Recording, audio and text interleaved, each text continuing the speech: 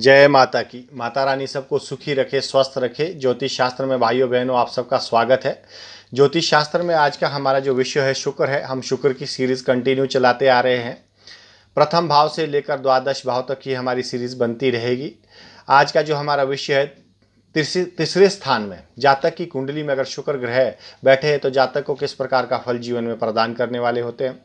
और ख़ास बात यह है कि अगर आपने अभी तक हमारा यूट्यूब चैनल सब्सक्राइब नहीं किया है तो सब्सक्राइब करिए, बेल आइकन दबाइए, जो आने वाली नई वीडियो इसका नोटिफिकेशन आपको इमीडिएट प्राप्त हो सके। तो शुरू करते हैं। तीसरे भाव में जातक को किस प्रकार का फल प्राप्त करवाते हैं शुक्र यहाँ पर स्थित जातक के लिए बहुत ही एक आकर्षक व्यक्तित्व देने वाला होता है।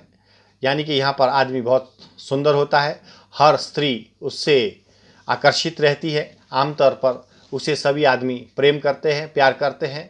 यदि जातक किसी और स्त्री से संबंध रखता है तो जातक को अपनी पत्नी की चापलूसी करनी पड़ती है, उसके साथ एक सौम्य व्यवहार रह के चापलूसी के साथ निभाना पड़ता है, अन्यथा वह हमेशा अपनी पत्नी पर हावी रहता है। हालांकि जातक की पत्नी सब पर हावी रहेगी, लेकिन यदि जातक पराई स्त्री से संबंध नहीं रखता है तो वह अपनी पत्नी पर हावी रहेगा। मतलब परिणाम यहाँ पे विपरीत हो जाएगा। यानी कि ऐसे जातक को बचना चाहिए, मतलब औरों की स्त्री से या बाहर संबंध बनाने से।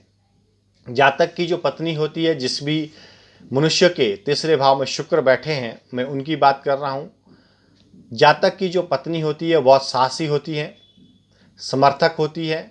बैलगाड़ी की तरह, जैसे एक बैल दूसरा बैल, दो बैल लगते हैं एक बैलगाड़ी में, बैलगाड़ी को आगे खींचते हैं, वैसे जीवन काल में वो पत्नी संपूर्ण साथ अपनी पति का देती है। पति पत्नी में बहुत माधुर्य या प्रेम रहता है और वह पत्नी जो होती है जातक को छल, चोरी और नुकसान आदि से बचाने में उसकी सहायता करती है।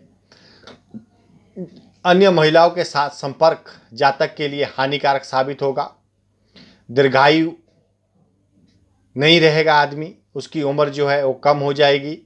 यदि नवम और एकादश भाव में शुक्र के शत्रु ग्रह बैठे हैं तो यहाँ पर परिणाम और भी प्रतिकूल हो जाएगा, यानी कि विपरीत, यानी कि और ख़राब हो जाएगा। और जातक की कई बेटियां वैसे जन्म लेती है। मतलब ज़्यादातर यही देखा गया कि थर्ड भाव में जिनका शुक्र होता है उनकी बेटियां संतान ज़्यादा होती है। तो कहने का तात्पर्य है कि ऐसे जातक को अपने जीवन काल में जो उपाय आते हैं, अगर किसी भी जातक की कुंडली में शुक्र किसी प्रकार का शुभ फल नहीं दे रहे हैं तो ऐसे जातक को अपने चरित्र का एकदम सही तरीके से सही जीवन काल में जो प्रकृति के नियम के अनुसार है उसे ऐसा चलाना चाहिए।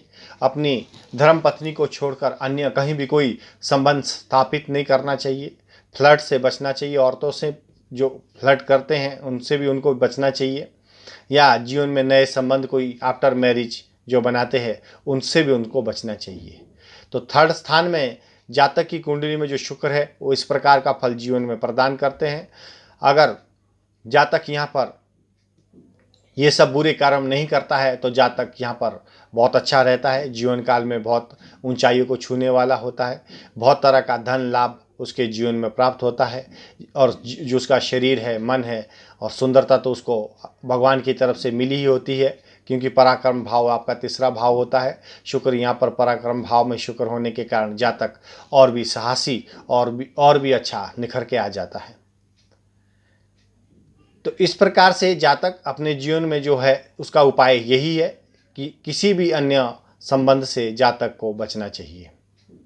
किसी के साथ भी उसको फ्लर्ट नहीं करना चाहिए, वो लड़का है या लड़की है, दोनों के लिए समान है उपाय। तो इसलिए अपने जीवन में आप इन उपाय को अपनाइए। जिस भी जातक की कुंडली में तीसरे भाव में शुक्र ग्रह विराजमान है, हमारी ये कंटिन्यू सीरीज चलती रहेगी। अगला जो हमारा वीडियो आएगा चौथे भाव में जातक को शुक्र किस प्रकार का फल प्रदान करते हैं जीवन काल में, उस विषय की चर्चा लेकर हम आपके सामने आएंगे। अगर आप भी चाहते हैं कि आपके नौ ग्रहों से संबंधित संपूर्ण कुंडली का आपको निरीक्षण करके चाहिए तो आप हमें कॉल करिए। नंबर हमारा आपके स्क्रीन स्लाइड पे दिख रहा होगा, व्हाट्सअप कर सकते हैं। और सबसे अच्छी बात, आप इसको शेयर करिए, क्योंकि हो सकता है आपका किया हुआ पुण्य कर्म किसी के जीवन में एक नई जीवन की तरंग और नई आशा लेकर आए। क्योंकि ज्योतिषी तो ऐसे बहुत रहते हैं, ज्योतिषाचार्य बहुत रहते हैं, लेकिन आपको संपूर्ण जीवन का फलादेश और संपूर्ण जीवन के जो एट ए वन टाइम उपाय अगर आपको चाहिए तो आप हमें कॉल करिए, क्योंकि आपके कर्म ही होते हैं जिसके माध्यम से आपका जीवन उज्जवल होता है। आप अच्छे कर्म करेंगे, अच्छा फल को प्राप्त होगा, आपको अवश्य अच्छा फल प्राप्त होगा, क्योंकि वो पुण्य का भाग होता है अच्छा कर्म। बुरे कर्म करेंगे तो पाप का भाग होगा, तो अवश्य ही आपको भोगना पड़ेगा। याद रखिए, जो पुण्य कर्म करता है एक मनुष्य अपने परिवार के लिए वो सार्थक सिद्ध हो जाएगा। अगर आपने अच्छा कर्म करना स्टार्ट कर लिया, और लेकिन ये शर्त यही है कि आप 9 ग्रहों पर आधारित कर्म करेंगे तो आपको कई गुना लाभ मिलेगा जीवन में। आप उसमें कहीं भी धोखा नहीं खाएंगे, आप बच जाएंगे। आपको मालूम हो जाएगा कि आपके जीवन काल में कहाँ पे प्रॉब्लम है, कहाँ पे खड्डा है, कहाँ पे नेगेटिव एनर्जी आ रही थी, और किन बातों से आपको सावधान जीवन काल में रहना चाहिए। ये जानकारी सिर्फ 9 ग्रह पर आधारित जो आपकी जन्म कुंडली है उसके विश्लेषण से ही ये संपूर्ण जानकारी हम आपको दे पाएंगे। जब तक आपको ज्ञान नहीं है, बोध नहीं है, तब तक हम रोड पे तो चल रहे हैं, अचानक ब्रेकर आ जाए और ब्रेक मारनी पड़े तो इंसिडेंट हो सकता है, एक्सीडेंट हो सकता है। तो इसलिए अगर हमें पता है और हमारी हेडलाइट्स प्रॉपर काम कर रहे हैं, अंधेरे में भी जा रहे हैं, तो हमें ब्रेकर दिखता है। लेकिन जब अंधेरे में जा रहे हैं और आगे ब्रेकर और स्पीड में जाए, लाइट काम ना करे। लाइट का तात्पर्य है हमारी जन्म कुंडली। जन्म कुंडली हमारी लाइट है जो अंधेरे में हमारी सुरक्षा करती है, उजाले में तो करती ही करती है। तो अगर आप भी संपूर्ण जन्म कुंडली का विश्लेषण करवाना चाहते हैं, या आप नहीं चाहते, आपके परिवार का करवाना चाहते हैं, तो अवश्य हमें कॉल करिए और इसे शेयर करिए अपने मित्रों में। उनको हो सकता है आपसे ज़्यादा इस चीज़ की ज़रूरत पड़ रही हो, कहीं परेशानी होती है। जीवन है ये, अनमोल जीवन है ये। इस जीवन में कई तरह की परेशानियां जीवन काल में आती है। स्वास्थ्य से संबंधित आती है, मानसिक आती है, आर्थिक आती है। ये 3 चीज़ें बहुत जीवन में गंभीर है, तन मन धन। जब तक इन तीनों चीज़ों से आदमी निवृत्त नहीं होगा, बहुत तकलीफ़ों का सामना करना पड़ता है।